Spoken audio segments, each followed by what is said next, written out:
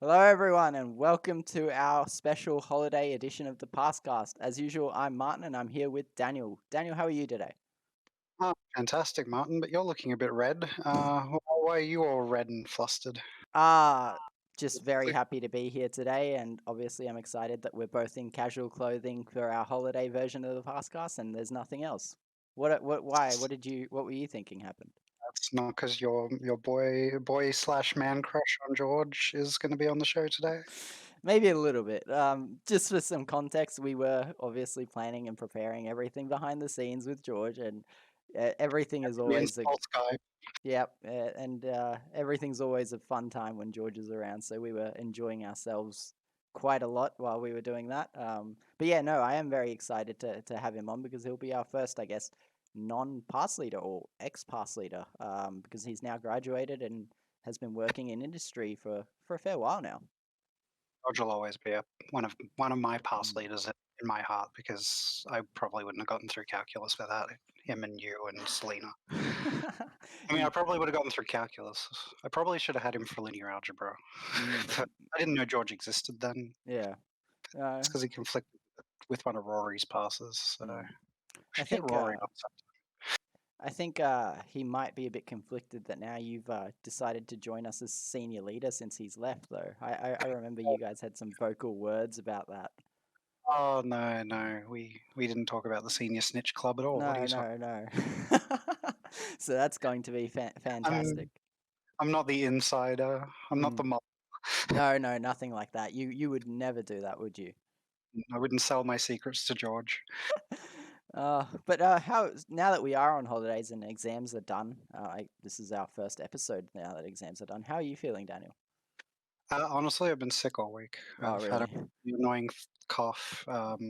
Been like literally just eating butter menthols. This Mm. is product placement. We're being paid for this now. We are not Um, being paid for this, just anyone out wish there. we were. No, I've been basically eating butter menthols for the last 2 days, trying Oh, to get my no.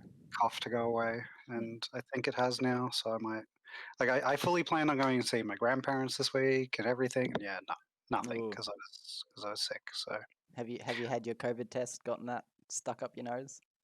no, because I know it wasn't COVID. Because the only places I go are my house and the uni where hopefully nobody had COVID. 'Cause I think we wouldn't be the first people to hear about it. Outside of that, I went on a lovely drive out into the mountains with a close friend of mine, over the weekend. Oh. Yes, we did go on a little trip and a picnic up to Beachmont. That was a nice little get together we had with our two past babies as well, and my lovely girlfriend too. So that was a fun time for us there. I guess part of it was fun, the other part was a bit, I don't know. It was good. It was good. No, it was good. I was definitely the fifth wheel. Yeah, depends to who, because I felt like the fifth wheel to Ash and Mackenzie too. Yeah, fair enough. That's a third wheel in that case, Yeah, though. yeah, yeah.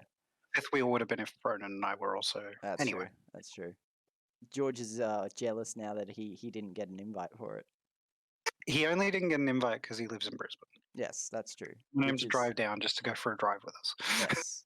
So I feel like typing in Twitch chat and I can't respond to him. but yeah, no, it does it is a bit rough that he is so far away from us, but I guess he'll talk a bit to us about why he made that decision, considering he was living down on the Gold Coast, and he's decided that it would be a better move for him to, I guess, go and work in Brisbane, and now I guess he's really enjoying himself up there, and earning a lot of money as graduate engineers tend to do. But yeah, it's going to be a good show, I think, and hopefully he'll give our viewers a lot of insights into how they can make the most of undergraduate employment and even their graduate employment with different firms. um, and I guess the beauty of it is that it's not like he's an engineer, but it's not only going to be something. What he's going to talk about is not going to be only specific to engineering. So I'm excited. Yeah, it'll be good. Before we jump to George, though, what have you been up to in your holidays? Um, I've been having a bit of a mixed holidays, so half holiday, half not holiday. I've been trying to get some, I guess, rest and that sort of thing in now that uni's done. and I am preparing for the PhD. But I have had work to do and other stuff with my research, so I've been doing that in between. But yeah, it's a bit of a mixed bag because I have been. You sort of cut out. Is that lag or? Am I good still? Yeah, I think you're Okay. fine. I don't know if it was lag on my end or on the stream or I don't know. Probably a stream. Anyway, continue. Yeah, so I've had a mixed bag with some trying to get some rest in and recharge the batteries, but also some work to do there. But other than that, I've yeah Have very you started the other thing that you've got to do for your graduation? the other 'Cause thing I don't think we've talked about that on the PASSCast yet, and I don't know how many people know. about what? So, when you graduate, Yeah. who's speaking on behalf of the graduating class? I hate you so much. Um, yes, so I will be speaking at my graduation ceremony. I have done my speech. I've submitted that to the university, so they're going to give me some feedback. But yeah, that's been written up. Yeah, but I'm excited to do that because I get to I guess talk for all the STEM subjects that'll be there for all the students who are graduating, and I feel like it's a nice little ending before I say before I start my PhD, but I would have already started my PhD uh, in there.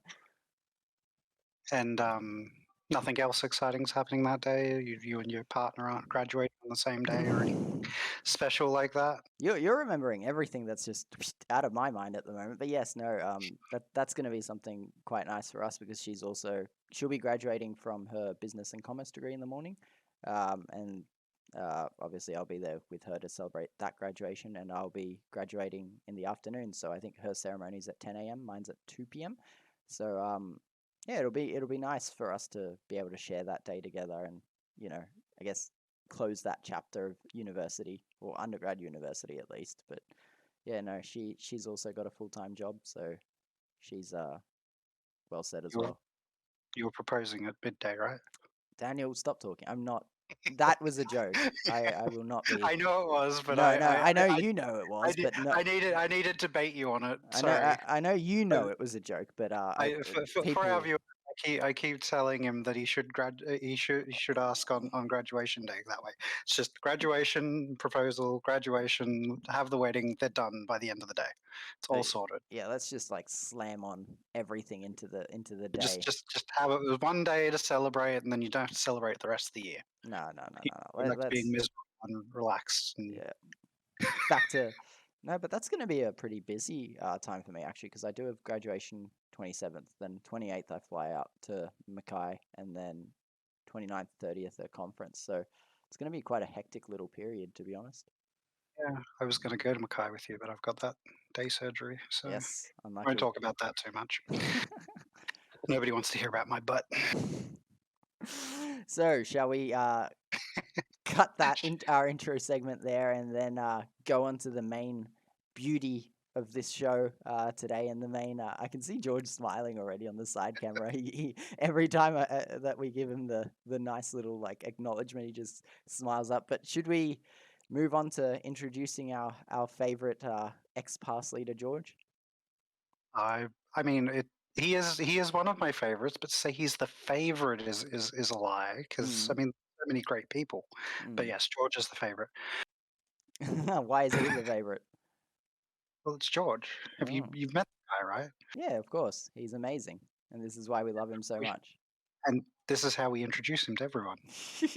Yes, so for those of you who don't know, George, who is now on your screen there, is a former past leader of ours at Griffith Sciences. He was one of our past leaders that I was one of his past leaders, and then he became a past leader the year after.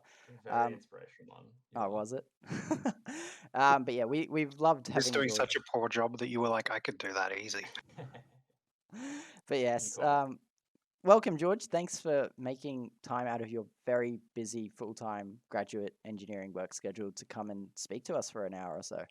It was my pleasure. I've been watching the PASSCast the last 6 episodes and thoroughly enjoyed it and got some good perspectives on the newer leaders. And Mm.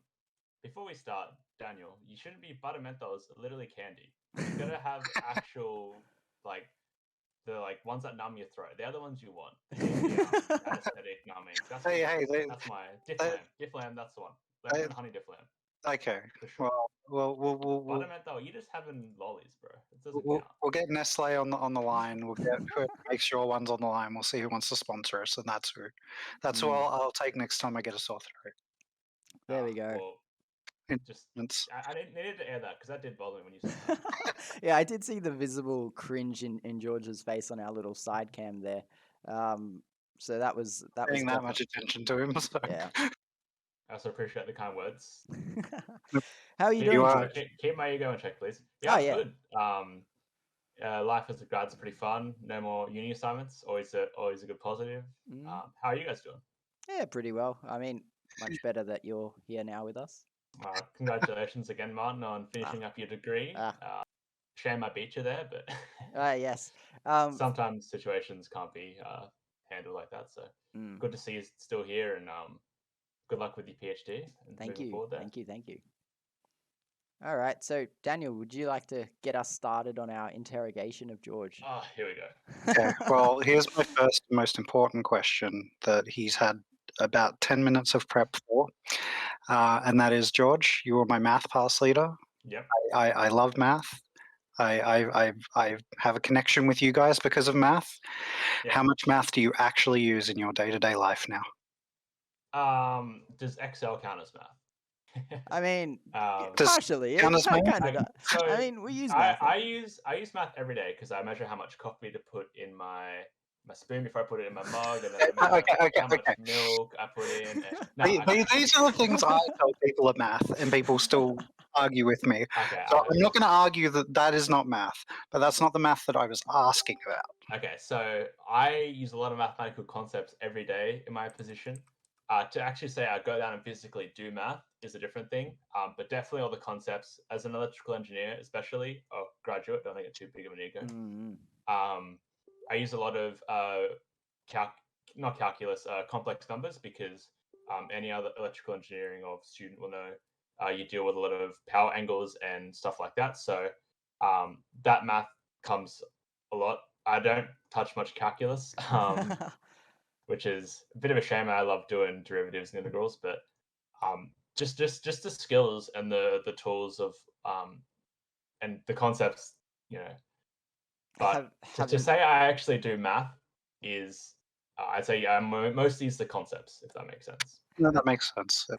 Haven't had to integrate for Green's theorem or flow out of a cell or anything like that. No, I haven't. I've been very lucky. No second order differentials like I'll tell you a quick story. In my last year of uni, and any electrical engineering student will either experience it or has just experienced it, but you got to do these complex load flows by hand, and they're matrices, and it's like a 4x4, 5x5, depending on like the complexity of it, and it'll take you a good half an hour to solve it. But when you're in industry, it's like a button. You press a button and it calculates it. So, but I feel like those who don't understand why pressing the button gets that answer, it's a big thing. But knowing, actually the transfer of power is by a difference in power angle, which, is probably gibberish to most people. But if you're just pressing a button every day and not knowing what that actually means, it definitely hinders how good of an engineer you'll be. So it's almost sorry, Daniel, you go. I was just going to say, I'd rather somebody understand what the number that button spits out means than, because if you input something wrong and can't identify why, but you can look at it and go, well, there's something wrong here. It's better than you just going, well, that's what my thing said, and I don't know why the bridge collapsed. It's almost as if there's a reason we need to know all this theory behind what we're actually pushing our buttons for in the field. And Tim was very good at getting across a lot of those ideas. A big message I even learned today, and I realized, is that one of the people who helped me a lot at work, who's a control engineer, if I ask him if something's correct, he won't just tell me yes or no. He'll explain to me why it's correct. Yep. And I think that's the sort of people you need to be around, is people, obviously getting yes or no is a good thing, but someone who can take the time to explain why it's correct is so important, and I think that's pretty self-explanatory. No, that's a big thing that actually drew me to coming to uni from working, I guess, entry-level jobs, was you'd get told to do something, and then if you asked why, it was like, well, don't ask why, just do. Whereas I've always been the well, why person. That's really good to know that at least in that particular person, I can't say it's industry wide because we don't know, but I'm glad that that person still has that desire and that passion and that love of it, that they want to explain why. So, Daniel, do you know what we did forget at the start? What did we do at the start, Martin? We forgot to ask George who he was. Oh, No one knows who he is. I thought we'd explained who he was. We did, but we don't know how he got here, what he's doing, what his university experience was like. Right. Well, George, who the hell? All right, I'm George. Anything else? That's all we've got. I knew that was coming. No, I studied electrical engineering on Griffith on the Gold Coast. I graduated last year. I was a PASS leader from my second year to my last year. Loved the position. Martin was my PASS leader. Daniel was my student, so it's a pretty cool little balance. 3 generations, you could almost say. Yeah.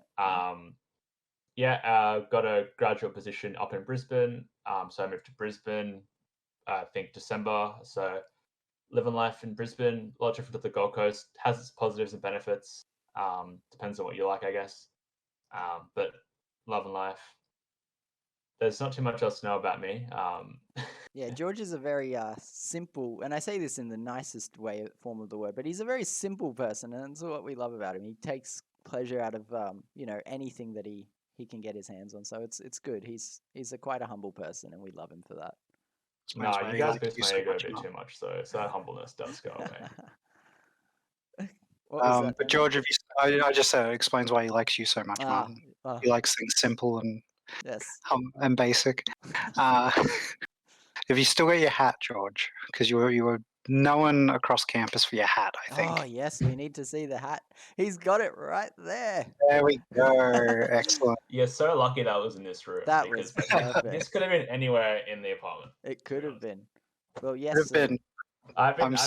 I've been complained at to put that somewhere, and I never moved it. So now you have our endorsement that it's okay to be right there for this particular moment. Yeah. When you're randomly asked on I want to say random podcast, but it's not really that random, I guess. But when you're randomly asked to show it on the internet with strangers for no reason, it's right. The hat was it was obviously good for sun health and safety, but I also did it to build an image.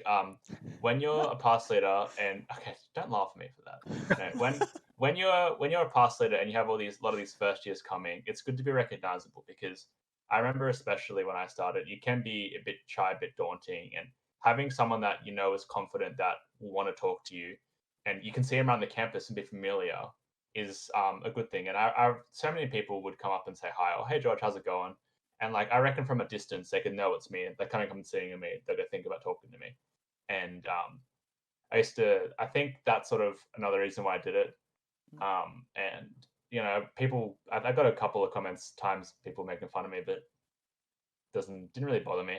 I'm the pastiest, whitest person, and just sales sun safety, No, yeah, and that's to make fun of a guy protecting himself from getting more freckles, Yeah, exactly. And it's actually a very good point you bring up there, that we do want people to approach us like that. That's the whole point, is to make the first year experience as seamless as possible, and that doesn't necessarily mean just in the 1 hour session that we have PASS with them. So that's really good thinking, and I'm sure a lot of leaders actually do that sort of thing without actually even realizing that they're doing it at the same time. Like, we can name so many quirks of our different leaders that'll make them stand out, and Daniel's just laughing now.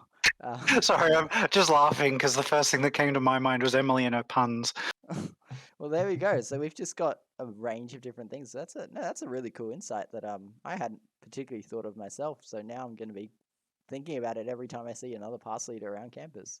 And just quickly as well, and it's not even for my own students as well. Like I think you can think it before you were doing PASS as a leader. You'd see people wear the black shirts around campus with PASS on it. I think if they see that same hat person, they might eventually approach him and ask if something's wrong, or like seeing I might be a total stranger. I think seeing the hat guy associated might help a little bit with that first interaction. I don't know. Yeah. it was always just a. Definitely would have helped. It's just But- there must be a reason he's got the hat on. Maybe I should go talk to him because he's got this hat on all the time. It actually used to be an older hat that was like broken and destroyed, and then at one point I was like, "This hat's just too far gone," so I had to buy a new one. It was pretty Oh funny. no, the 2.0. So the original hat's actually gone. That's actually like a remake from like Mm. 2019, I think. But It's the only hat I've known. So, that's fair. So I was going to say, Mr. Martin, do you have a question for Mr. George? I do. So George, how did you actually get your job with your company? Because firstly, they're in Brisbane, so it's not necessarily far away, but it's not the Gold Coast where you originally came from. So how'd you end up there? Good question.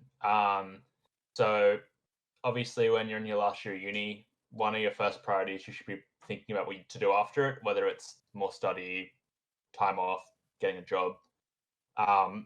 So when I looked in general for electrical engineering graduate positions, there weren't too many on the Gold Coast, and there were companies I hadn't really heard of as well. So it's hard to sort of walk into a company not knowing anything and starting. It's always good to have either someone else's recommendation or your own personal experience.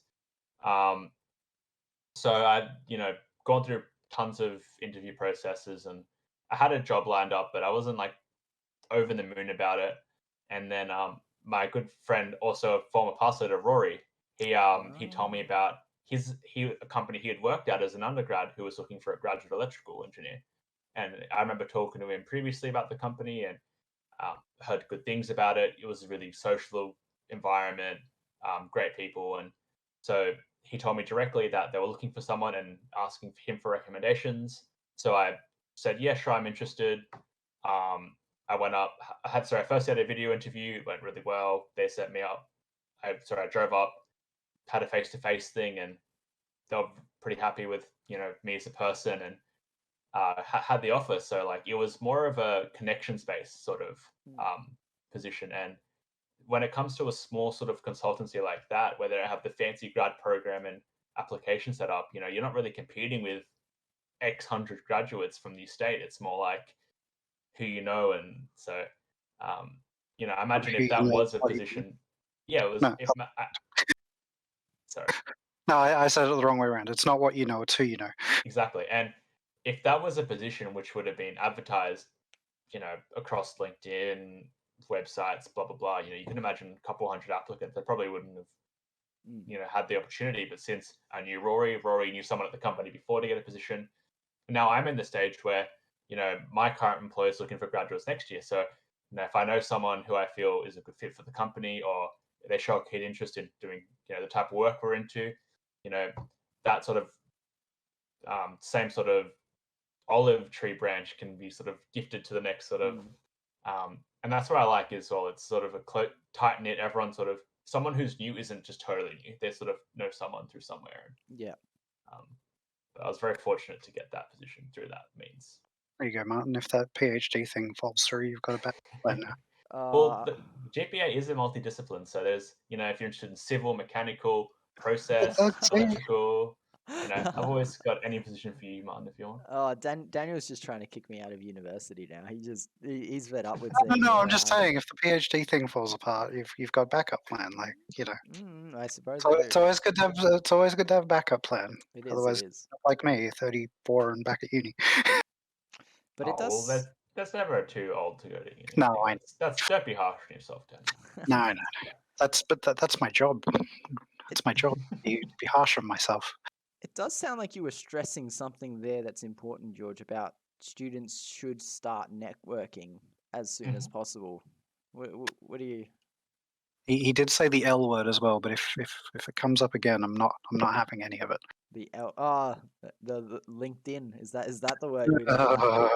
Yeah, continue. So, yeah, I think networking is people. So it's a bit of a weird one. So networking isn't what it actually seems.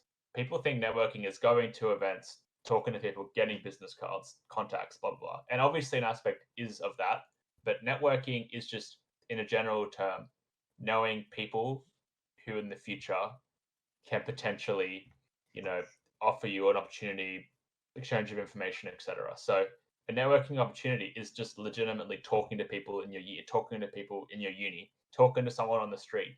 So people go, I don't do any networking, blah, blah, blah. Well, you probably actually have been unintentionally by just building your rapport, by doing good reports with, I said reports, I should say assignments, doing good assignments with your group.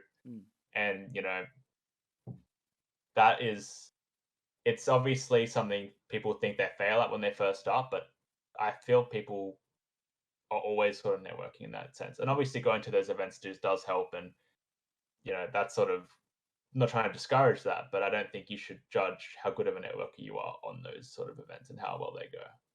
Because clearly you went to many conferences and events, and you were very involved with anything you could get your hands on, right, George? I was probably a bit slack, to be honest. I'm not going to be, not going to lie. I typically only went to events held on the Griffith Gold Coast campus. You know, there were events in Brisbane and stuff, but it always felt a bit inconvenient to go and like, oh, will I really get anything out of it? And obviously there is a bit of regret there.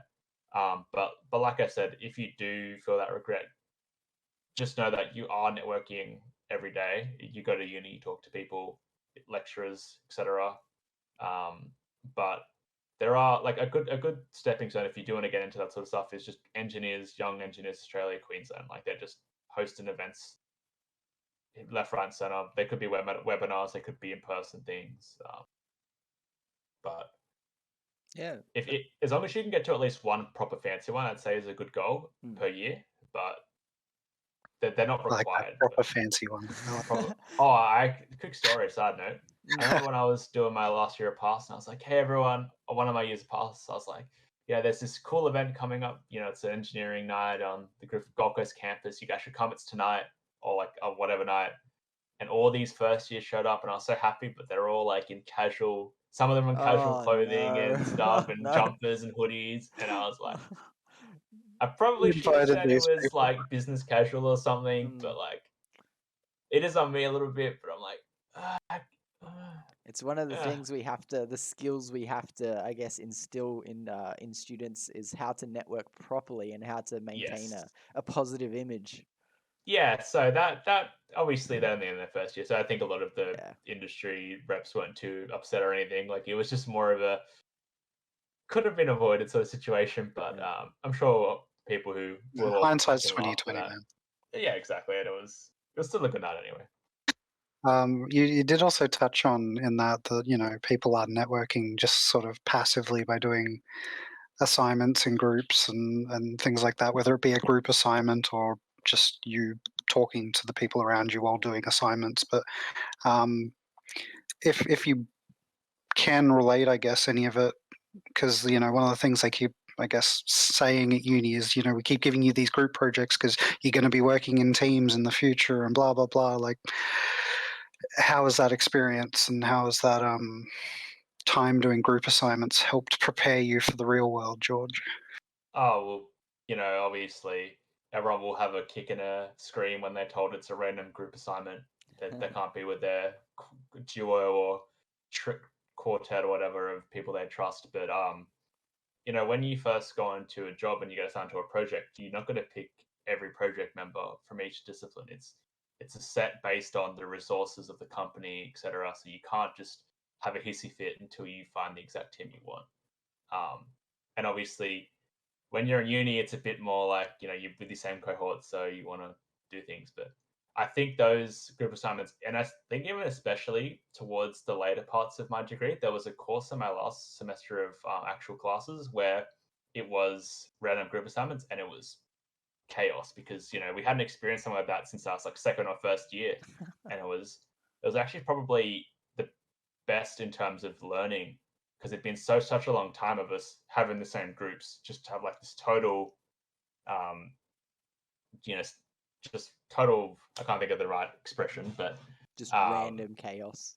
Yeah, just absolute chaos. And it sort of did, you know, those groups went pretty well, to be honest. And in terms of like industry, like I said, you can't pick anyone. And the good thing is once you do a project in the industry, or at least in my company, a multidiscipline sort of consultancy, you know, you might recognize a few people in the next one, or you're always continuously having someone new, or like the client's never going to be the exact same client, or they're not going to be the exact same client representative. So it's never going to be the same people in a project, and I think that's a good thing. And there's one of our entry things you do when you join us is you take the Belbin personality test.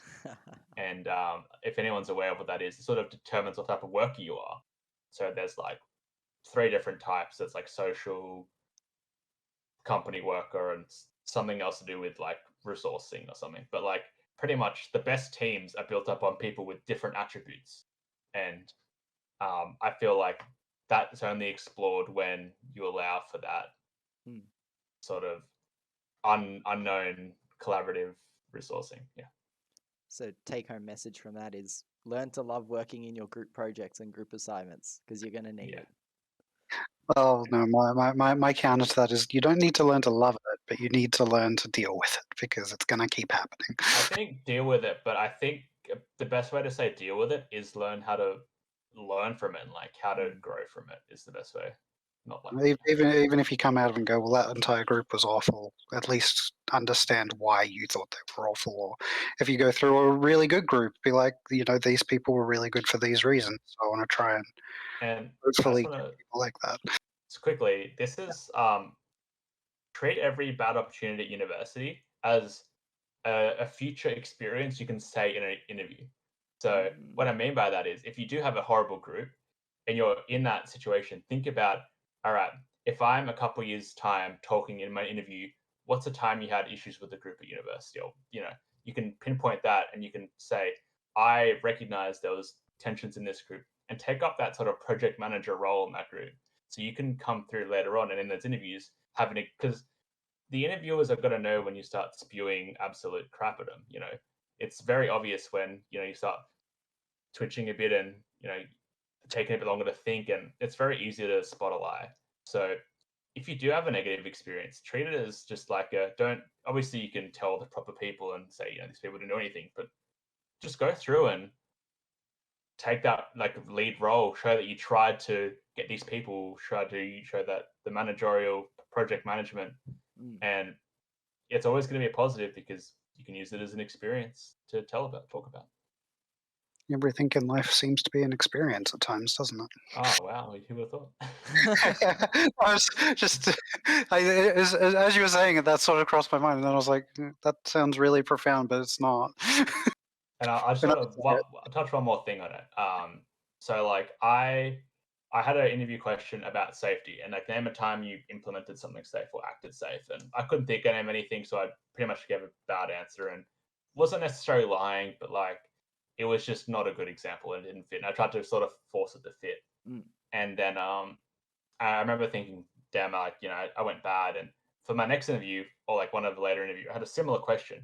But since I'd had that experience of knowing how bad it was, I actually just thought they're not looking for a time someone was going to die or like, seriously harmed. Just like, and I remembered my first ever PASS session, we had 60 kids show up into one room. I remember this. And it was myself and another ex-parasitical James. It was our first session, and we're like, what do we do? Because there's just too many people in this one room. So I shaped that story because we ended up splitting the rooms into 2 different rooms. So we had like 30 and 30. But, I was able to think of that as, why did we do that? Well, we did it, obviously the room's too full. The room's too full. It's going to cause hazards. If there's a fire, we're liable. So I told that story, and it went over way better because, the follow-up questions were way more engaging. They talked about safety for a bit longer. And even though like it wasn't like a crazy dangerous situation, like it's good to acknowledge sometimes that you haven't experienced something. But yeah, it's because like you think they're looking for some like Die Hard situation, but it's not. Michael, so my brother, for those who don't know, was actually in George's session that day, and he remembers that quite vividly, and the inherent freak out that would have come from having 60 kids clustered into one room all of a sudden. So that's a fun little memory. Kim's mentioned the snake story. Is there something we have to probe you at here?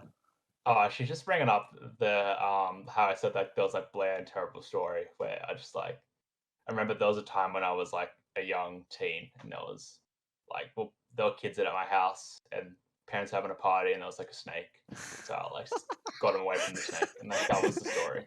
that was So your... like, and then I probably retold it to like the people really intensely, but it was just like, oh, the snake over there, everyone inside. the dramatic version Yeah, of it. I knew she would bring it up. I was like, I don't want to talk about it, and I knew. Thanks. We are very grateful for having Kim here. She's cackling more than you are right now. I can guarantee it. We would love to get a POV cam of Kim right now. Well, Martin, you've worked in industry before as well, haven't you? I have, yes. How would you say your experiences differ to or are similar to some of what George has talked about? Yeah, mostly it's a lot of it's quite similar actually. The only thing is George works for a relatively small-ish company, small medium, I guess. Whereas I worked for Jacobs Engineering. So we were speaking to George off air, and sorry, I noticed you're just. No, I was just like, I don't know who that is. I should add, Jacobs is a multinational civil engineering firm, so they're one of the biggest in the world. Okay. And Still don't know who they are, but sure. they do a lot of stuff. That's One of the big four. The big four, yeah, they call them. Oh, okay, so they're the Commonwealth Bank of yeah, it's something like that. Yeah, exactly. But talking to George off air, he mentioned that his workplace has this really nice culture, and the people are very, kind of like a family type thing. And he even mentioned it on the show that everyone knows someone, like they're in the role because they've known someone through networking or that sort of thing. It was very different for me, and it's part of the reason I actually, decided to do my PhD rather than work in industry. Was nothing against Jacobs, don't get me wrong, they're a fantastic company. I had no complaints, people were nice, but the culture just didn't feel right for me. Like I didn't have that sort of family type culture. I was the only undergraduate in the building, so they didn't really have this strong program for, I guess, having undergraduates there. I only got the job because of, I guess, a really niche method of actually getting in there, rather than, like it wasn't an application process or anything. So it was kind of like a competition slash recruitment type thing. It was very weird. It wasn't a normal means. So I was technically quite out of place there, and I didn't really feel like I was, I guess, an undergraduate as part of an undergrad or grad program. Whereas George has mentioned that his company feels quite nice to work at, and they're looking for graduates now, and they have that sort of foster talent and kind of develop young engineers in that sort of way. Don't get me wrong, I learnt quite a lot, and everyone there was incredibly smart and incredibly good at what they do, but it just wasn't something for me that I thought really fit. And another thing we were talking about off air, and this probably contributed, is that as a civil engineer, it's hard for us to get into industry as something that's not consulting. So realistically, if you want to have an impact in what you're doing, as a civil engineer, you don't have much opportunity to do that as a consultant. And that was something I really enjoyed while at uni, was doing things that had an impact, or, getting involved in things that made a difference to, either a student or to a group of people or whoever. And I just didn't have that opportunity while working at Jacobs. And actually I remember it, back to my interview I did with them, they asked me why I wanted to work there. And kind of like George's, answer of the, not knowing some companies and things like that, or what they're about, and kind of making up an answer. I kind of did that with mine, and well, I gave an honest answer, but it wasn't a fit to what the company was. So I told them that I wanted to work there because I wanted, to make a real change through engineering and, design sustainable infrastructure and all that sort of thing, which is something I'm really quite passionate about. Anyone who knows my research knows I'm doing things to do with sustainability and all that sort of thing. But then they told me in the interview, that's really great, we're glad to hear that, but we're a consultant, so we're quite limited by what our client wants. And I was kind of like, okay. So I was kind of put on a track, partly because of my own lack of research, and partly also because that's the nature of consulting, that I just wasn't ever going to really enjoy it in a long-term basis. So I guess, I think culture-wise is probably to answer your question very shortly, culture-wise is probably the difference that I'd experience to what George would have had or as he's working in his company. Well, I was going to ask George, do you want to talk more about the culture at your work, or do you think Yeah, Martin's? I think I'll comment on generally what Martin just said, and I'll obviously mention that. I don't think as well this is a knock on consulting work at all. I do consulting work, so he's technically insulting me. No, so consulting, especially as a civil, it's definitely one of the main pathways, and I guess in engineering in general. Yeah. You know, these, clients across renewables, mining, oil and gas, water, sewage, whatever you can name it. They have their own assets, but it's in the long run cheaper for them to use consultants to do the engineering design work. And just so I understand too, because I do know what consulting is, obviously, but for anyone that might not know, what do you as engineering consultants actually do? Yeah, so there'll be a client, for example, like let's just do a mining client. I'll talk a bit about work I do at the moment. So we have a mining client. It's a gold mine. So as part of their plant, they need to do some upgrades, like whether it be a minor or a major. Minor. I was gonna giggle about it, but then you said it, and I was like, unintentional. hey. And so it for them, they do have engineers on site and to do some of this design work, but the magnitude and the amount of work they would have to do would not be worth it for them to train them up for these specific roles. And so, like I was saying, is they would hire, or what they would do is they put out a bid for tender. So they go, we have this project, we want you all these consultants to tell us how quick you could do it and the price. And then they all put their bids in, the proposals in, and then they go through it. And it's this long and arduous progress. And then eventually one consultant wins and they get the job. And then it's up to them to stick to the budget and stick to the schedule. And then the job gets done in typically longer than it should be. Yeah. And maybe over budget. But so I guess what I'm getting at is that when you get a client as a consultant, you want to stick with them. You want to be their main one source. If they have a project, instead of doing that, they just go to you. You want to build that rapport and relationship. So that's sort of like the premise of a consultant is you want to find a client, do a project for them, and stick like a leech.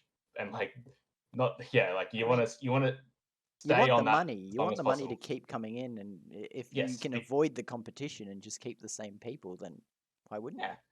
And exactly. So consultancies typically do not have their own assets. The asset is the engineer to do the work. So, for example, there's a company in Queensland called PowerLink. PowerLink, they own the transmission network. So, from generators to Energex and stuff, they have these huge, you'll see them on the highway, the huge power lines. They own them. So it's their asset. They can make money from it. They have engineers who can service it. But,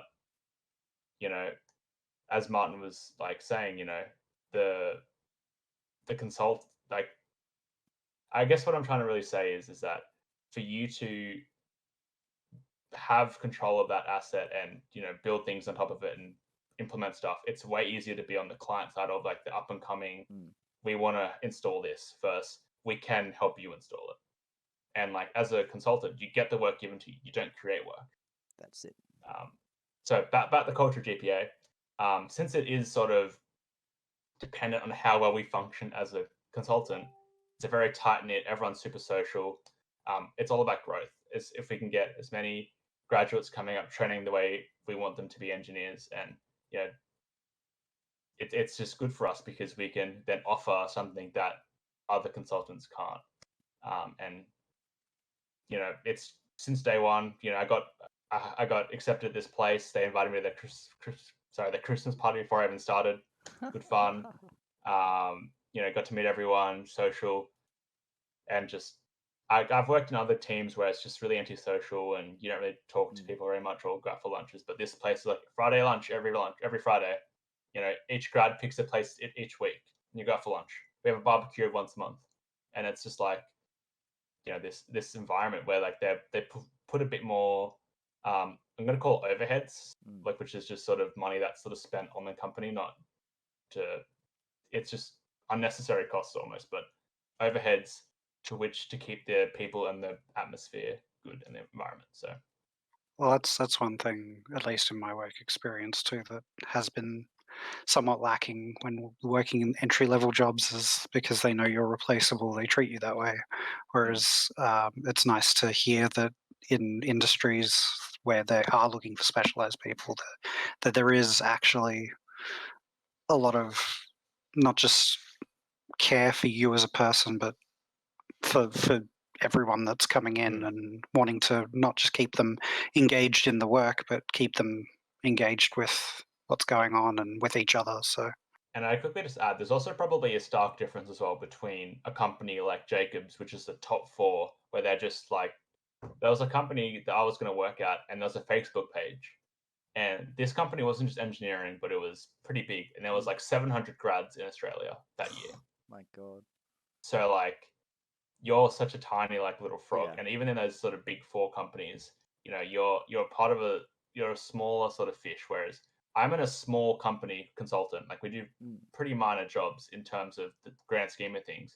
But we're still 300 employees. Like that's a relatively big company. Yeah. But we're tiny in comparison to these other sort of consultancies. So for us to lose a client and a revenue of business, you know, potentially could be the end of an office in a particular city or something. So a lot of emphasis is put on that we're such a tight knit team and that we all get along, that we can all depend on each other. And I think obviously the same would apply for something like Jacobs and stuff, but I feel that we always feel a little bit more scared of becoming.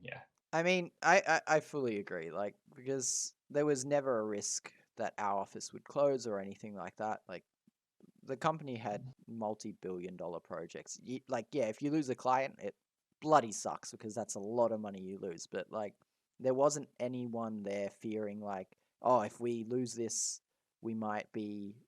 everyone might lose their jobs. Like the full building might go up. It's not really like that. So there wasn't really a need. Everyone just worked professionally. Like it was just like, I know what I have to do. It's my job. I'll go do my job. That's it.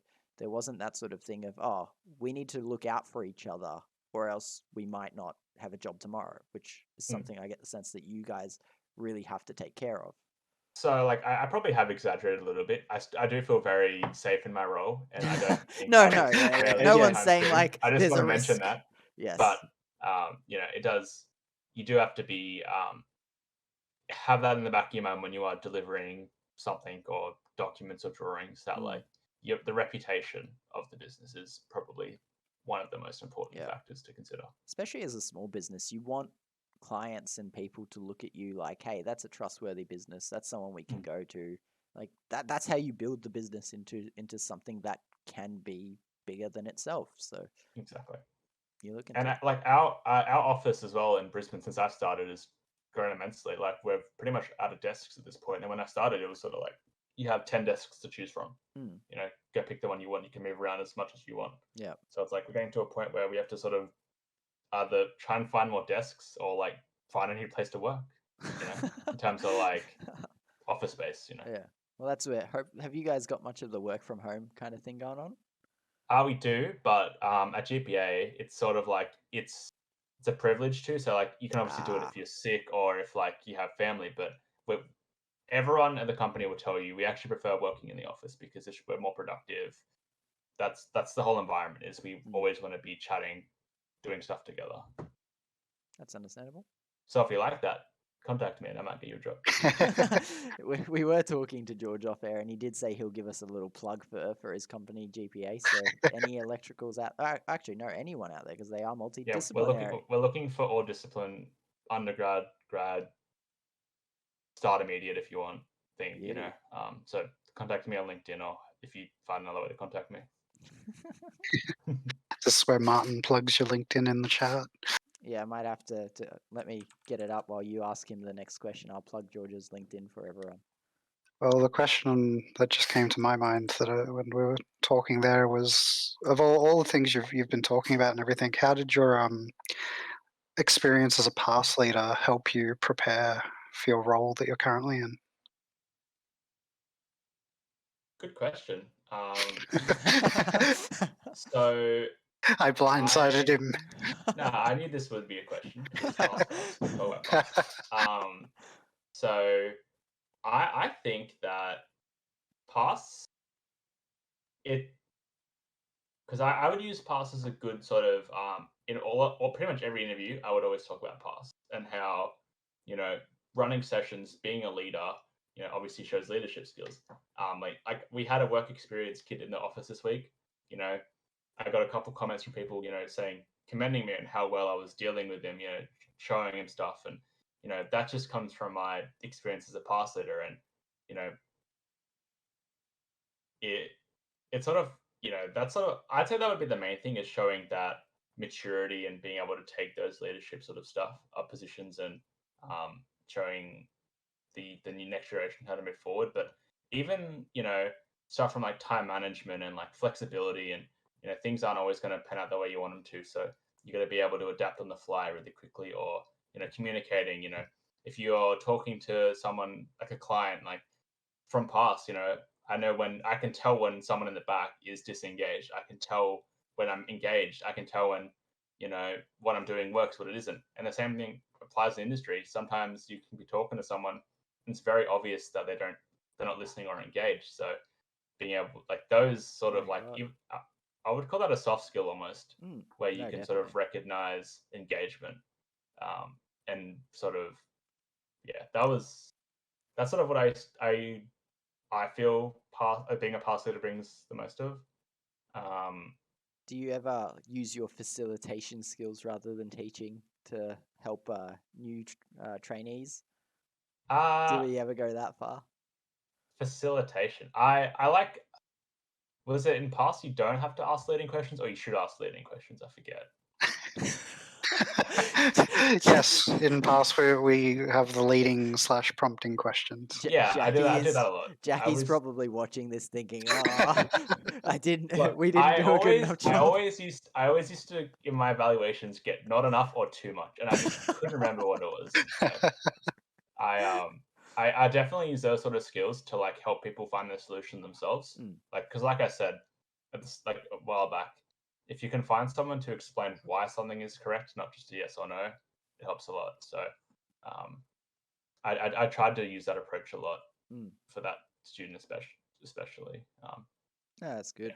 I guess it shows the recognition or self-awareness you have of what worked in past and how you wanted to Also, translate it. side note, one thing that Parsley did help me is how to wear a polo and get used to it, because my company lets you wear polos and it's like a GPA polo. So I'm like, this is like going to pass every day. It's awesome. I, You I, have to I, iron your shirt every week. It's awesome. I didn't know that was such a big thing because polos are something I always wear polos no matter what. All my shirts are polo shirts. So for me, whenever people tell me, why do you wear a polo shirt all the time? I'm like, wait, you mean it's not a common thing for people to wear polo shirts? Like, this is my this is my at home doing nothing, but any other time. And even our like GPA polo, it's like a red GPA where the pass would say pass. Oh, Like I so probably you've cover got like my like, and I could be like, it just brings me back to doing pass, you know?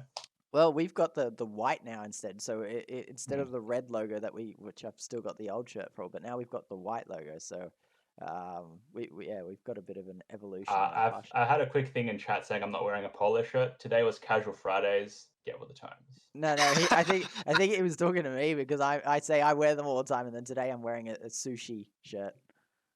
He was wearing a jumper before. Jackie's asking where our polo shirts are. It's Fridays. holiday special. Jackie, that one was on me. Martin told me to go get my pass shirt, and I said, "You're not the boss of me. I'm not wearing it. It's a holiday special." That's the excuse we're going with. Holiday special episode. Exactly how it went down, by the way. Yeah, so holiday special. That's our answer for why no one is wearing anything formal of the sort today.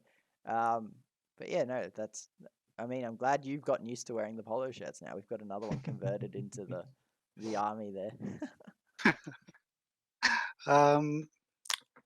What else? What else do we have to ask George, Mr. Martin? I want to ask, how should students go about talking to employers? Good question. With as much respect as you can. If you do end up talking to anyone from industry and you're asking them questions and they're taking time out of their day or etc., respect, acknowledge questions, You know, a good thing. I talked to my main interviewer at that Christmas party. I said, you know, what made me stick out, because I was just interested. And he's like, you know, whenever I asked a question, you would take a second to acknowledge the question, repeat it to me as if you understood what I asked, and then went and answered. And like for me, that was a stalling tactic potentially, but we've all done that that. that level of respect shown apparently, not apparently, it goes a long way to show that, you know, I went to an industry night for Nathan Campus as coming as an alumni grad, and you know, some of the people I talked to, you know, I felt that same thing when I was talking to them about my position. I could tell they were looking at me, they were listening, you know, they were asking a lot of questions, engaging, and I was like, oh my god, this was awesome. Like, you know, I'm talking and everyone's so interested. Normally I talk and it's just you know, people are just like, oh, George is talking again. But it's a bunch of PASS kids just talking over you. Yeah. So that's how I would approach it. If you actually, you know, there's another part of the question, which is how do you you know, what sort of steps? How do you find every company that exists in the area that you want to apply for? How do you find connections? Particularly, I want to ask you this with a follow-on as well to kind of group it together. For students looking for IAP placements or things for their thesis or professional practice, just grouping that all together, how should they go about that? Great question. So I first of all, not every company that will hire grads or do theses will advertise. It's very unlikely they will. So even just doing a good way to find companies that exist is just searching in general companies looking for engineers. So you know they have engineers who work there. So finding, you know, a senior who works there, or you know, careers person, sorry. Finding, you know, are there any opportunities for doing an IAP thesis, undergraduate work, etc. LinkedIn's like a good tool, even though Daniel would disagree. You know, I think obviously the best way as well is to legit phone up. They can't ignore a phone call. So call up the reception. Hi, my name's George. I'm an undergrad electrical in my third year approaching final. I was wondering if there's anyone I could talk to regarding doing my electrical engineering thesis. And they'll put you on hold, give you someone else, whatever, but you'll start the conversation. And a thesis for industry benefits the student and the employer, because they actually don't need to pay you because you're covered under the university's insurance. So they get a 12-week period of you working full-time on a pretty hard project, I'd say, and you get that opportunity to work in the company, experience it, have the days to graduate, and you know, it's a symbiotic relationship which benefits every party. And so that's how a couple of my friends got positions. They found a company that existed, was looking for an electrical engineer, called them up. I'll be a grad and I'll be cheaper and I'll work harder. And then they got an interview, got the position. So obviously ask around, use connections. If people are working somewhere, oh, are you doing your thesis with your company? Yeah. Oh, do you think there's another project I could do? And it might be an awkward conversation, but you know, the worst thing that's going to say is, "Oh, I'm not too sure, man. No, maybe not," and it's fine. You know, that's the end of the conversation. But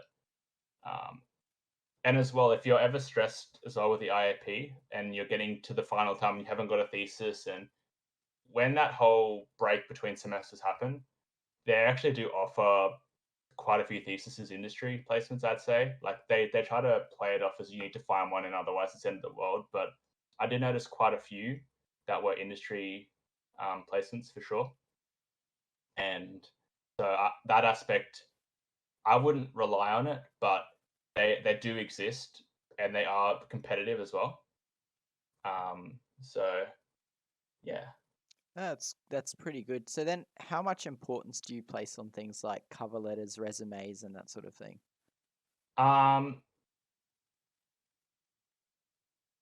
Cover letters definitely important.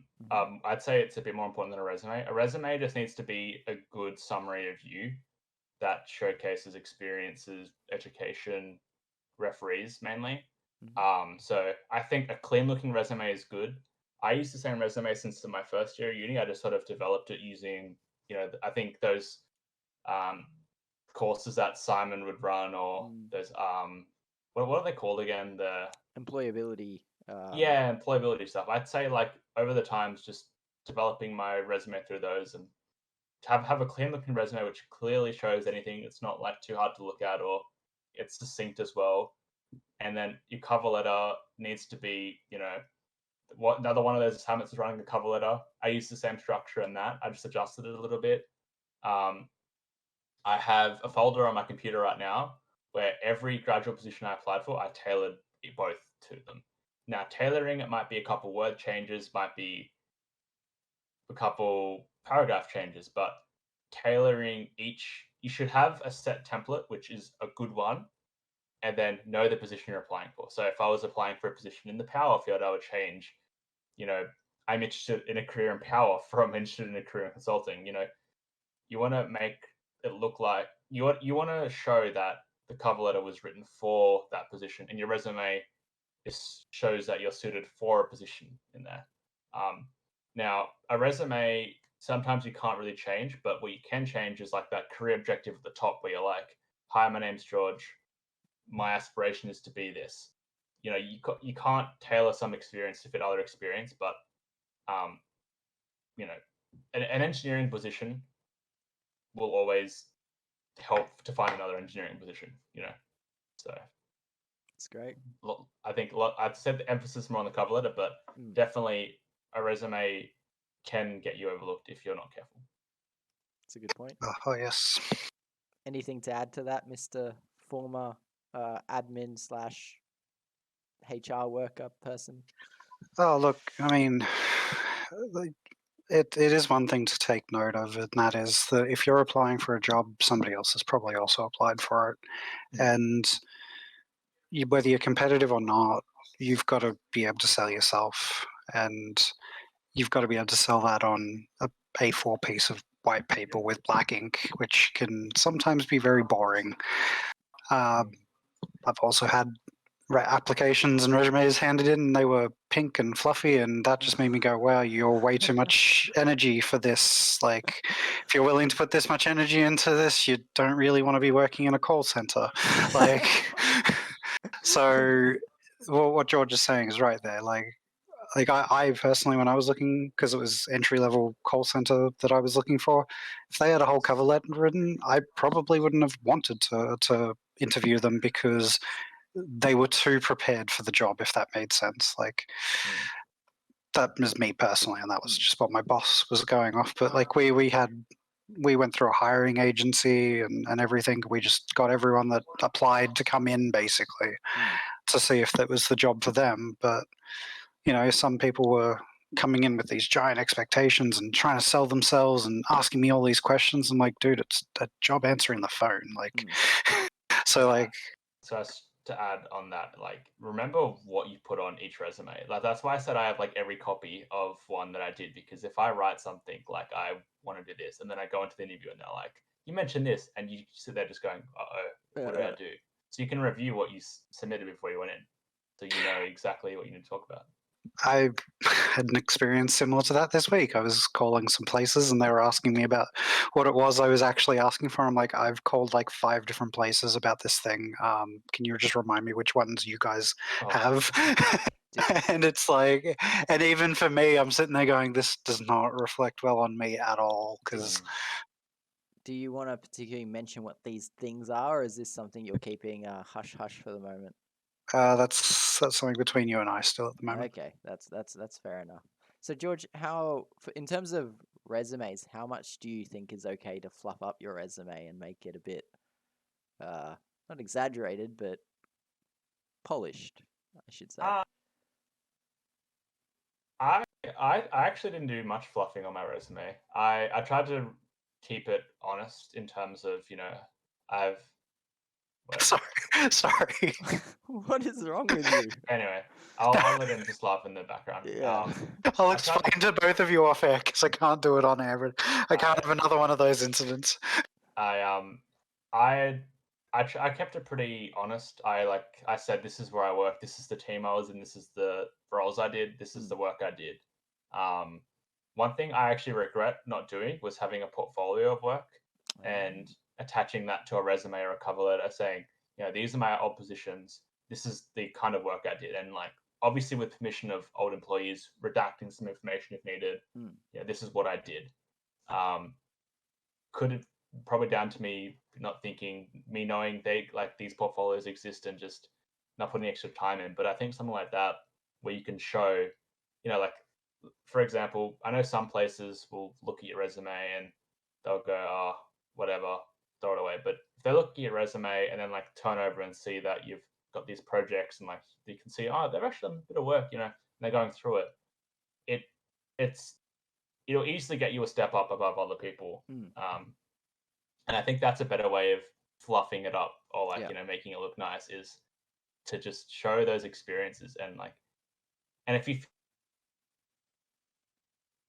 feel like you did a terrible job and they're not actually good, it's still better than showing nothing. And like, it definitely looks good if you can show that you're confident to show what you did in the industry, even if you don't think it's very good.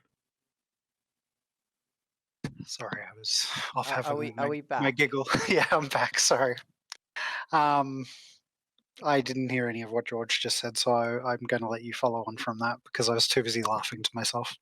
Great. I will follow on for that. Let me see, because I've got some pre-prepared ones. What's your favorite? I think this is my last question. So unless Daniel has anything else, we will move to questions from viewers after. But this is my last question. What do you like most about working in industry? What's the most rewarding thing for you? What do you enjoy doing? Why do you get up every day and do it? Why do I get up every morning? Good question. Money aside, of course.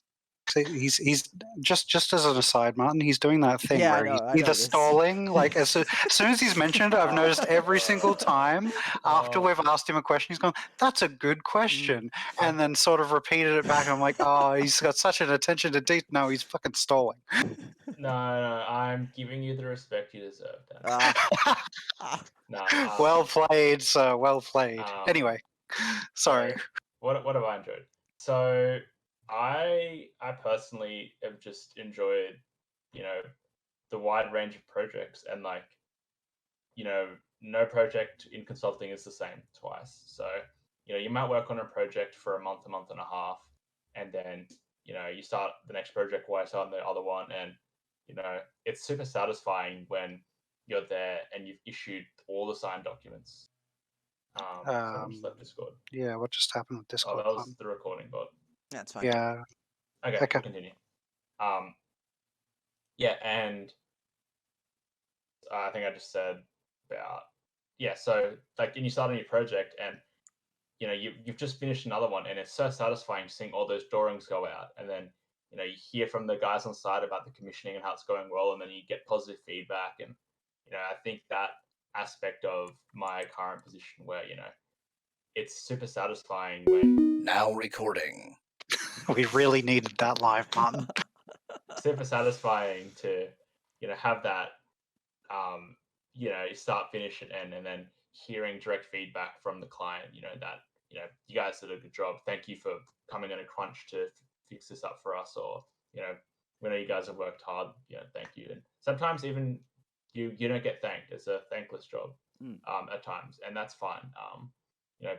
We going out after we finish a project for a couple of beers or something, or out for a drink, it's those sort of moments where you go, oh, this is sort of what drives me to get to this point, and then start again to the next one and do the whole project. And that's like, oh, I live for these after work projects. You've got the end goal or the end reward there that you can actually see. You know at the end of it, as long as you do a pretty good job, you'll be fine. No, that's great. Daniel, anything before we move on to viewers' questions? Look, I'll just ask him the most obvious question of all. Who is your favorite PASS student? I'm glad that I wasn't. I'm glad I wasn't a student of his. I'll also ask him who his favorite leader was as a follow-up. Okay, favorite PASS student, obviously, like a good parent, I have a favorite, but deep down,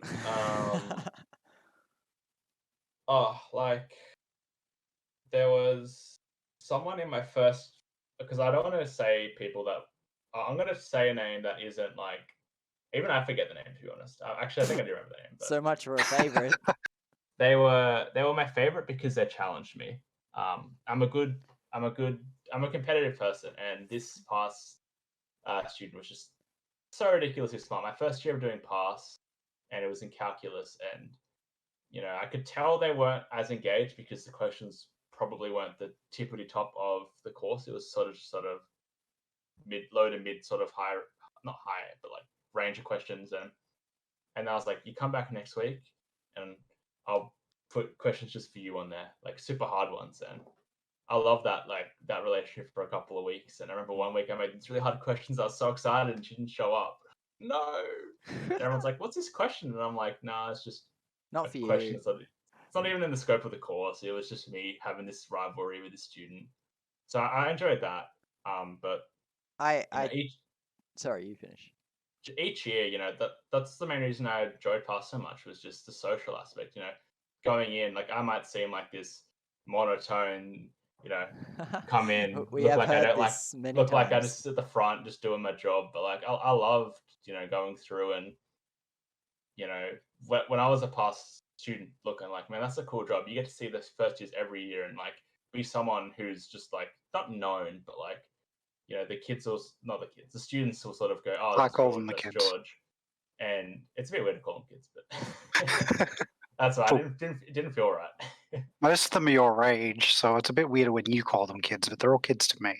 I must admit, I guess that's fair. before you ask him about his favorite PASS leader, I thought my favorite PASS student also had a very similar story to George's.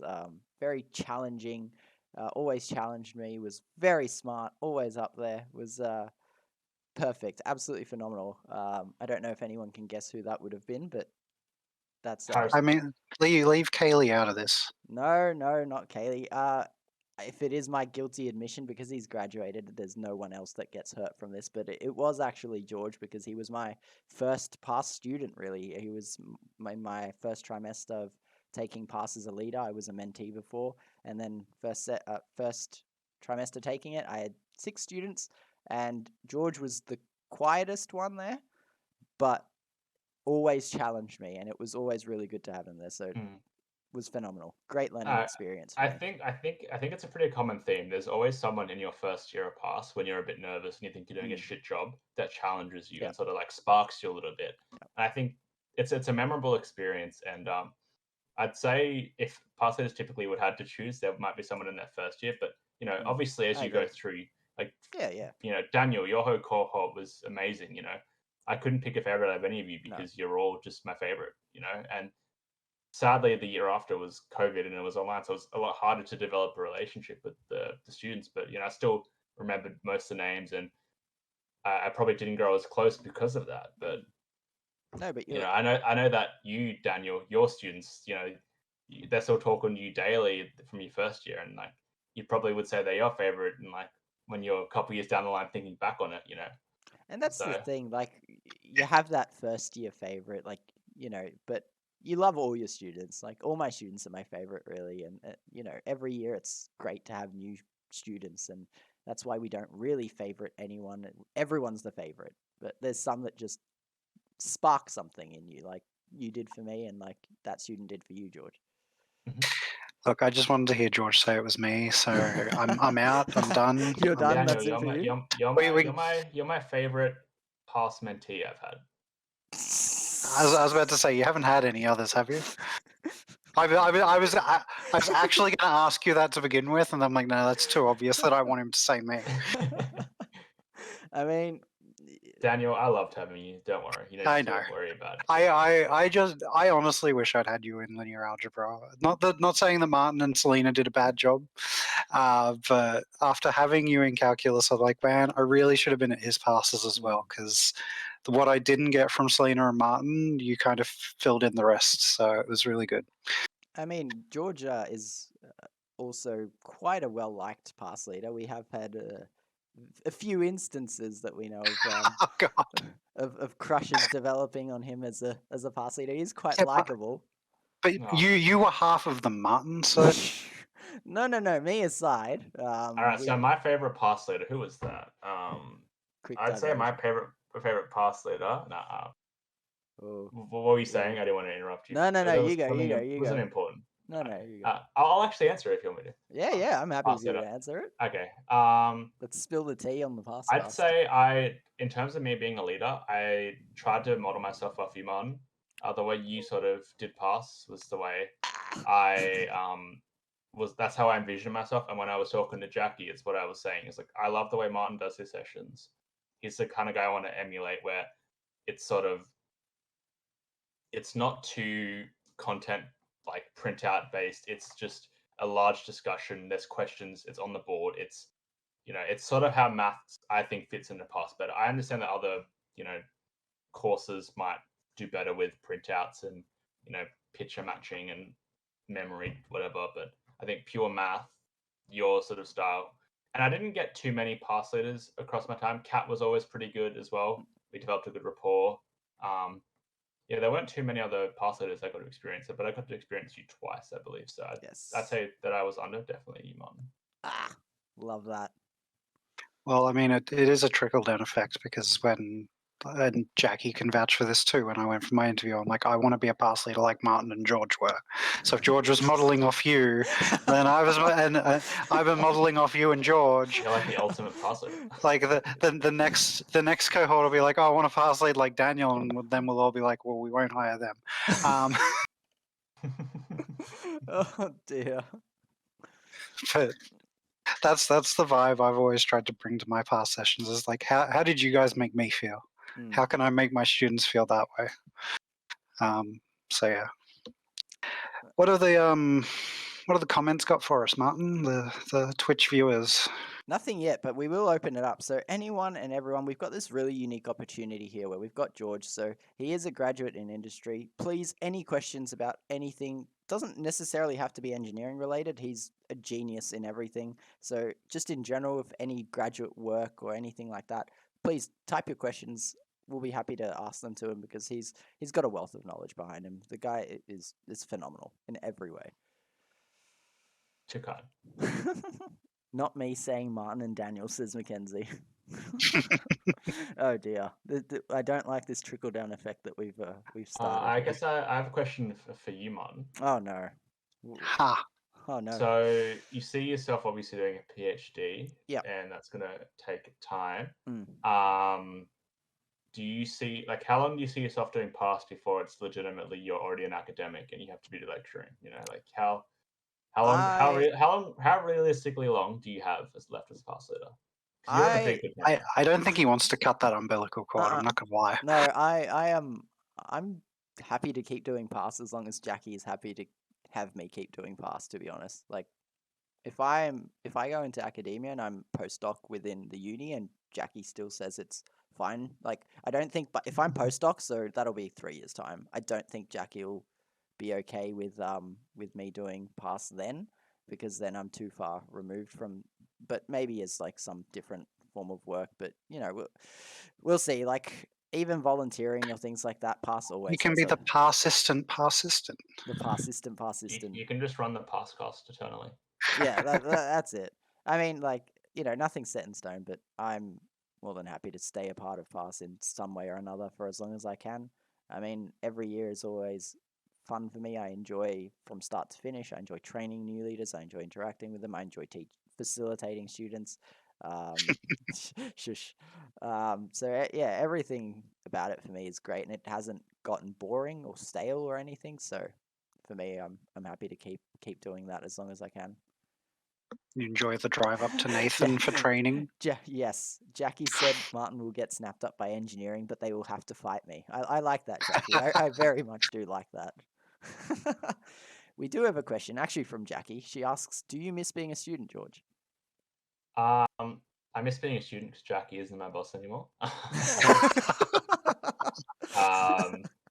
I actually felt a bit robbed in my last year of uni because COVID, obviously, pandemic. I missed out on 2 semesters of memories for people, like, and that did actually, it was a bit of an issue. Like, I loved going to uni every day, seeing all these people and familiar faces and doing PASS and interacting with people, and I 100% miss that aspect of it. I think it's a great environment Griffith on the Gold Coast has. the engineering department's amazing. The whole PASS system is awesome, and they're good things to get involved in. And I miss getting a coffee from the Junction or True North, and then going to a lecture. And I think True North but is actually closed now on the Gold Coast. oh, what? Yeah. Oh, you could have not told me that, and I would have blissfully lived without knowing. Oh no, I ruined it for him now. Anyway, ruined dreams aside, I love having weekends free. I love every night coming home and just not having to worry about the next assignment due. Yeah. Obviously, you worry about work a little bit at work, but that's work time. Mm. You're assigned 8 hours where you get paid for that work. And after that, it's done. Like even during my thesis, I loved that semester because I just took weekends off. No pushing assignments every 3 or 4 weeks. Big things. It was like every weekend, if you do enough work in the week, you have it off. And it was just that. So there, I'd say, do I miss being a student? In a lot of aspects, yes, but in some other aspects, no. But and the one thing, actually, this is the main thing, which I had a huge existential crisis over. The thing I miss the most is knowing when your next official break will be. You're at uni. Okay. For the next 12, 13 weeks, I got to work really hard, and then I have 2 weeks off. And then same thing, I have 3 months off. When you start work, it's like, when is that next? Like, is there, you're every week of the year you're on, right? You obviously have leave, and people are like, you take holidays. Blah, blah, blah, blah, blah. I was about to say, if you're not getting annual leave, you really need to talk to someone, dude, because annual leave is a law. Yeah. So I guess that was just like knowing that is just because you can work really hard and know when you can take that off, but you work, you're born, you go to preschool, you do preschool to get to primary school, and you work primary school, and then it builds up, and you get to uni, get a job, and job till death, retirement, death. Like it's like yeah, that's like 40 years away. Like I don't want to think about it. Like so okay, now you're living more than 40 years. Jeez. Now you're going to give me an existential crisis with so all my point is just keep doing uni, keep recycling degrees, and then you always have that sense of finishing, which is good. Perfect. So that's what I'm going to keep doing. So that I actually say, like, obviously when I say in a joking manner, but it did actually for a bit, like, what is existentially, like, this is my life from now on. I'm an engineer, like unless at some point I switch careers down the track, but like this is what from an unknown time I'll be doing. We do have another question from SMSM09. This is actually a good question, and I'll have something to input in this as well after George. But so when looking for work, do you think it's better to continue to study until your PhD or bachelor's degree is enough? What's your take, George?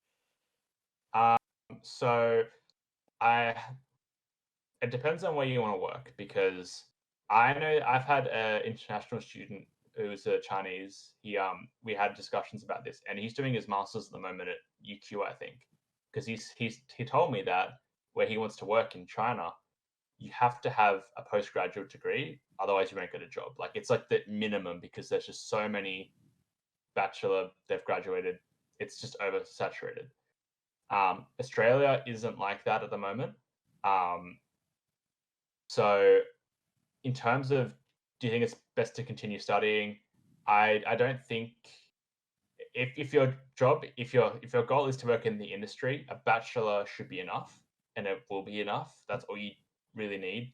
Now there's like if you don't find a job, what do? Do you just keep studying? You do your masters? Do you do your PhD? I don't think doing a PhD just to keep studying while you're looking for a job is the right attitude to get a PhD. I think if you want a PhD, you're committing to wanting to do research, either because those research positions do exist in the industry, and I know a couple of people who have a PhD. They went through the whole thing, and now they're working for a really cool like tech startup where they're doing a bunch of AI research. And like that's a really unique career, which was enabled because they had the PhD and showed they had the research in AI or whatever they were doing. But I don't think it's a requirement. But doing a master's just for the sake of killing time waiting for a job, or a PhD, like it could be a blessing in disguise, but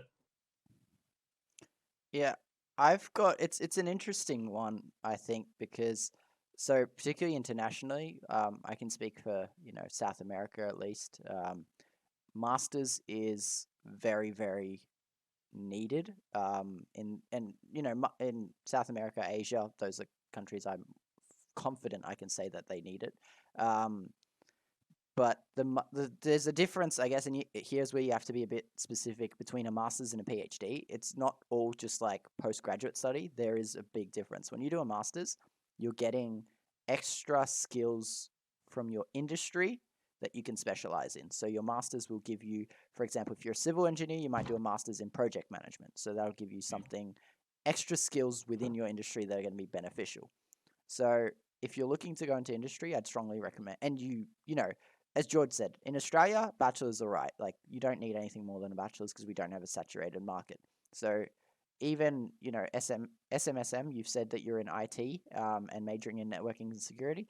I think it's a similar case there. We don't have a saturation of, I think, most industries in Australia. So look for jobs with your bachelor. I think that's a great idea.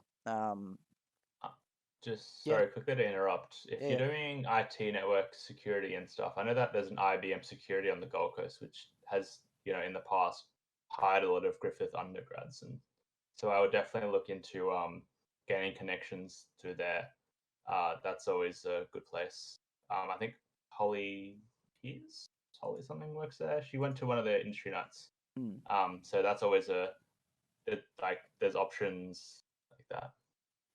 Yeah. So just continuing what I was saying, in Australia, bachelor's probably okay. Again, echoing what George said, if you can't get a job or you're struggling after your bachelor's, then I would recommend the master's in specific.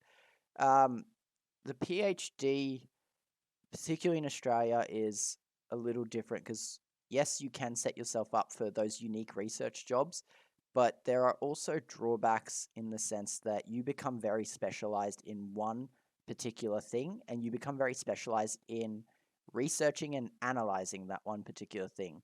So, whereas a civil engineering firm might want you to be very good at, structural analysis, so things for bridges, for buildings, for, I guess, roads. If you're doing a PhD, you're doing something to learn about a very particular topic. So my PhD is on nutrient monitoring for nitrates in waterways that are affected by agricultural runoff. So I've just like cut every single, I guess, tier down of engineering into that one little topic there. So I'm not really gaining anything with my PhD that's going to make me beneficial in industry other than this one topic. Whereas employers tend to want to have people that are more versatile and more adaptable. So I would recommend, if you want, continue on to your master's. Great idea. PhD might be a bit pushing it for that. Yeah, I agree. But if your aspiration is straight into industry, a master's probably isn't required. But Yeah, it does. exactly. It looks better than but Martin, you're missing out on the most important bit of getting your PhD and then going into industry. Which is? You get the nickname Doc. Yeah, Everyone that's calls you true. Doc. Yeah. Everyone calls you Doc in industry. Yeah. So that's why you want to do it. If you want to be called a Doc. There we go. That's the grand plan I've got in mind now. I'm going to go straight into industry and just have the Doc nickname. Yeah. I just realised his nickname could be Doc Martin. I've already got people calling me that. I've got Doc Marty as well, which is Dr. Marty is our joke, isn't it? Yeah, not a fan. We've got another question from KimUrin98 from a totally 100% third party to George. So this is totally not his girlfriend, not someone he loves and adores or anything like that. Total stranger. Is there anything you would change with your time at uni about entering the graduate world / getting a job? Would there be any? Okay, let me interpret the question because it's written very poorly from a law student. Shots are being fired here, people. So I'll assume this is a 3-part question, which is there anything I would change about my time at uni, about my time getting a job, and my time entering the graduate world? I assume that's what the question is asking. We'll go with that. Sure, why not? Anything time at uni, I'd say saying yes to more things. I typically, uni was sort of everything when I moved out of home. So my whole social life, everything. So like I was pretty study focused, so I turned down a lot of social activities and potential networking, like informal networking almost, just because it would have been a hassle or whatever. And that's something I'm working on now, is just saying yes to more activities, developing those memories to people. Anything I would change about entering the graduate world? This is a hard one. I had a pretty nice, I'd say I had a pretty good transition into the graduate world, which is nice. I had a good company who supported me, and they, I'd say one thing I would definitely change is I would go back and get a lot more clarity, talking to my supervisor on like how the mentorship actually works, how driven is it from my end, what is his actual role in my development, because some supervisors will be really hands on. They'll spend a lot of time explaining technical detail, or some others will be a lot more, they'll just be more as they're just to every couple hours they rely on someone else to sort of teach you, I guess, because they're too busy. So I guess I've had both ends of that, and knowing exactly what you get would be like having that clarity definitely would have probably helped me when I started, because it did take me a while to sort of learn the roles and what to expect. And I guess the third part of the question is, what would I change about getting a job? I was actually pretty organized. I had like a big spreadsheet with everything laid out, and got it all, like date I applied, date it closes, companies I wanted to apply for. Most George So, thing ever. so I guess one thing I would change about getting a job would be,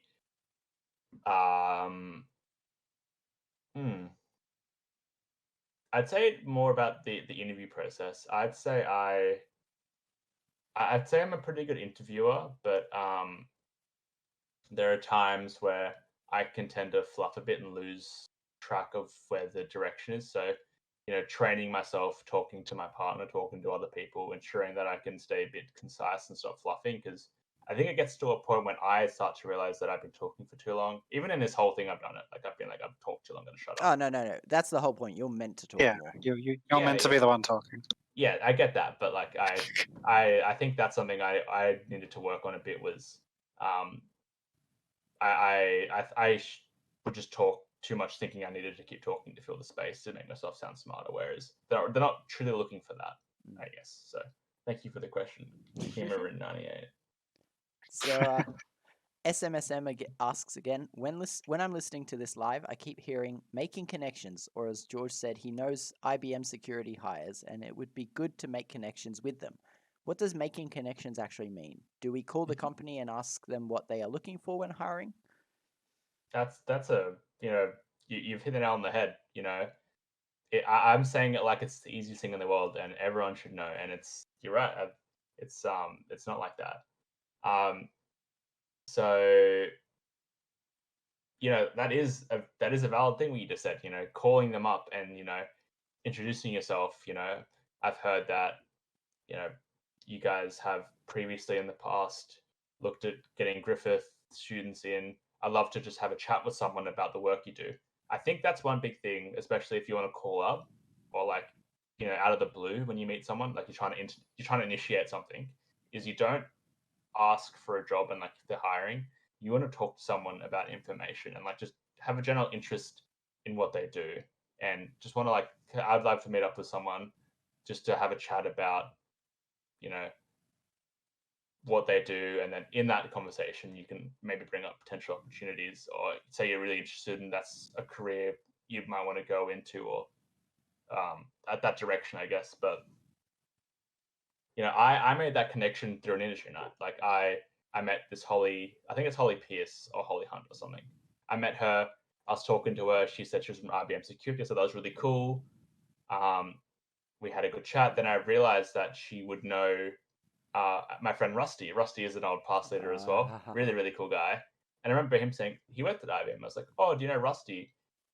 And she's like, "Yeah, I do actually. I'm his supervisor." And I was like, so we got talking about that. And then at the end of it, she's like, "If you want a job, let me know." I'm like, "It's not my field. I'd love to work at Rusty, but she's like, well, if you know anyone, this is back a couple of years ago. We're always looking for people to join in." So In that case, if you don't know anyone at the company and you're interested in what they do, go on LinkedIn, look for people who work at the IBM in the Gold Coast. I get her name because it's probably easier to contact her. She's gonna hate me if I do this, but I know she's always encouraging it. Holly, I'll find it. Holly Wright, is it? I think we've given her 3 surnames tonight. Yeah, Holly Wright. I'll link her. Just connect with her if you want to have a chat to her. She's really nice, and she'll point you in the right direction of someone to talk to. I think you also touched on it before. The worst that can happen when you call up is that they just kind of say, we've got no one here. But they have to answer the call. As you said, you can't be ignored if you just call up a place. So it was a very Really, good... Martin? Is that true? I can't be ignored when I call someone? When you call a company, Daniel is and digging also, at... sorry, SM, if you ever do want to have a chat about how to do this sort of stuff, my LinkedIn's always open, messages, whatever. I'm more than happy to have a... I'll re-copy paste your LinkedIn in case it wasn't there. Yeah. But yeah, that's George's LinkedIn. Just as like a future thing. Yeah. I think that was a good answer to the question. I think we kind of overlook how difficult it actually can be to make connections. But Daniel, you would have had a few connections made in your 30 odd years. How easy is it for you to make connections? It's awful. I hate it. I have social anxiety, so the first thing that comes across my mind is everything that comes out of my mouth. Am I being judged for it? Which, doing a PASSCast with you definitely hasn't helped that at all. But no, making connections is hard. It's really, especially a professional connection, because making personal connections is hard, but making professional connections is just as hard, if not harder, because there is all of those little things that you don't think about, like even with George and what he was saying about how he was perceived in an interview because he was just stalling for time, but it made him seem like he was more respectful and giving the question deeper thought potentially. It's like, yeah, professionally, that's how he may have came across. Anyone that knows George knows he's that thorough and thinks things through and all of that sort of stuff anyway, but you've got to try and show that that's who you are, but also what you're going to be like, not just as a person, but as an employee. Because, Martin, Jackie, you guys could even say about me, like, me personally, but how you know me personally, does that reflect on how I am professionally, et cetera, et cetera? I think you've hit a really good point, and I don't think you should go act like a robot as well with these people. I think they want to know who you are personally. Obviously it's fine to, limit yourself a bit. I can get a bit excited and start shouting and mumbling, but I always, if I am in a professional environment, I do be myself, but I always take a bit of time extra to, speak clearly, make sure I'm managing my, excitement and talking to people, and don't just be like a robot. Like, they're purely for business and like what you think they want you to be, right? They want someone who has a bit of personality that they think will fit in, because sometimes you'll apply for a position and 2 people have the exact same credentials, or one person might have a bit better, a bit worse. But if they don't feel the fit is right, they're not going to hire you, or they're not going to want to talk to you. So as long as you show your genuine self and that you're, willing to have engaged conversations, it goes such a long way. Great. One thing that I will speak to, I guess, when it comes to looking for work and all that sort of stuff is, where you can, obviously not everyone's going to be able to give you this, but if you apply for a job and you don't get it or you don't hear back, follow up and find out why. See what wasn't right, I guess, not necessarily about you, but why you weren't a fit for them. Because sometimes humans can think very, very narrow-mindedly and stop and go, okay, well, I wasn't good enough for this job. But obviously sometimes it might just be that they were looking for something else and you didn't fit the idea of what they were looking for, and that's okay as well. Like, there's nothing wrong with you. You just weren't what they were looking for. And yeah, maybe you might have the last laugh later when you see them looking for somebody for that same role 6 months down the line because that person didn't work out or whatever. But that hasn't happened to me from personal experience. Don't know why I'm bringing this story up. But you can sit there and be like, maybe I dodged a bullet there because maybe that person left because they weren't treated right, or always try and get the feedback where you can on what you can do to better yourself and help yourself succeed the next time. Not just within maybe that company, but like within any sphere. For sure. That's a great insight there.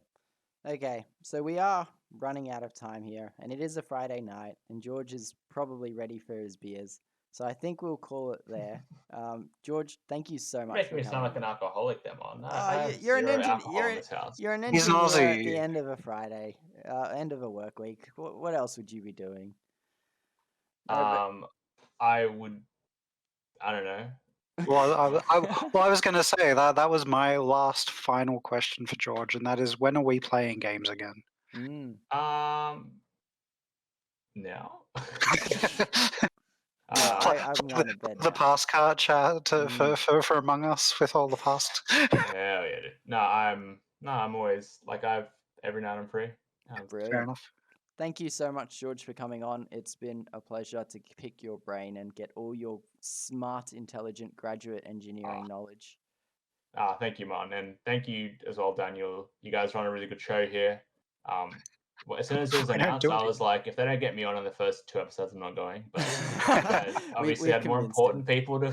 Well, and they've pushed me into the holiday episode, and it's fun. I get it, but. Hey, look, we still haven't even had Jackie on, and she technically pays us. So not for this, but she does pay us. That is a bit of foreshadowing, because while we are in our holiday episodes, it would be nice to have Jackie on at some point, don't you think, Daniel? It would be nice if she's got time, because yes, it may be a little bit busy. That's the big thing we have to look at. She is busy preparing for T2, so because we're definitely not. We're all slacking. That's true. But yes, which reminds me, I have to get Mackenzie down to talk about foundation math. But that's something I'm really happy about. I get to pass lead for foundation math. We love it. But yes, that's our show for tonight, guys. Thank you all for watching. Again, thanks, George, for coming on. We hope you've all enjoyed his insights. Guy is incredible. Please hit him up on LinkedIn. He will gladly answer and help you out with anything you can. Other than that, thank you, and we'll see you next time. When that will be, we don't know, and we will let you know. We'll let you know. Yeah. We'll figure we it might out. even do another little 5-minute video like we did back in week 10 and be like, hey, this is the plan. And they're going to announce that I'm the actual second member and someone's getting replaced, and it's like Survivor, and you have to like yeah, that's it. Be your least favorite to get, or your favorite, or whatever. Yeah. Yeah. Well, that'll be fun. I can't wait to host next time's PASSCast with you, George. Cool. Thanks, everyone. Have a good night. Bye. Bye.